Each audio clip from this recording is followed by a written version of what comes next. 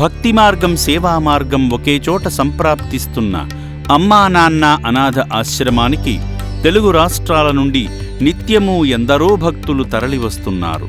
వారి ఇంట జరిగే పుట్టినరోజుల వేళ ఈ సేవాశ్రమానికి విచ్చేసి ఇక్కడ జీవిస్తున్న అభాగ్యులకు వారికి తోచినంతలో సాయం చేసి ఈ పవిత్ర ప్రదేశంలో కొలువైన శ్రీ పుణ్యలింగేశ్వర స్వామి సంపూర్ణ అనుగ్రహానికి పాత్రులవుతున్నారు.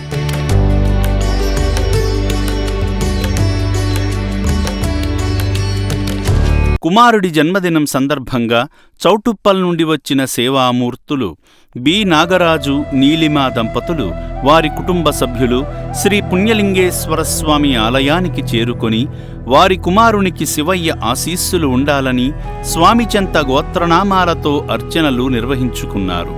మహేశ్వరునికి అత్యంత ఇష్టమైన జలాభిషేకం చేసి స్వామి కృపకు పాత్రులయ్యారు.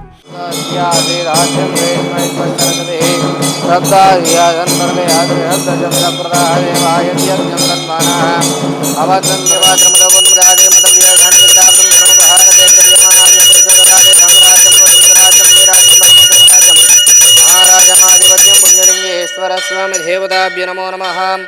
ఆనందకర్పూర దివ్య మంగళ నీరాజనం దర్శయామి. పార్వతీపతయే హర హర మహాదేవ శంభో శంకర నమః. శివార్పణమస్తు. హారతి తీసుకోండి. హర హర మహాదేవ శంభో శంకర నమః. శివార్పణమస్తు.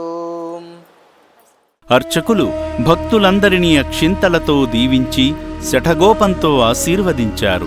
రక్షణాలయానికి చేరుకుని నాగరాజు, నీలిమా దంపతుల కుమారుడు చిరంజీవి డోయిష్ కుమార్ పుట్టినరోజును పురస్కరించుకుని అనాథుల మధ్య కేక్ కట్ చేసి నిర్భాగ్యులకు కేక్ వితరణ చేసి వారి సంతోషాన్ని పంచుకున్నారు.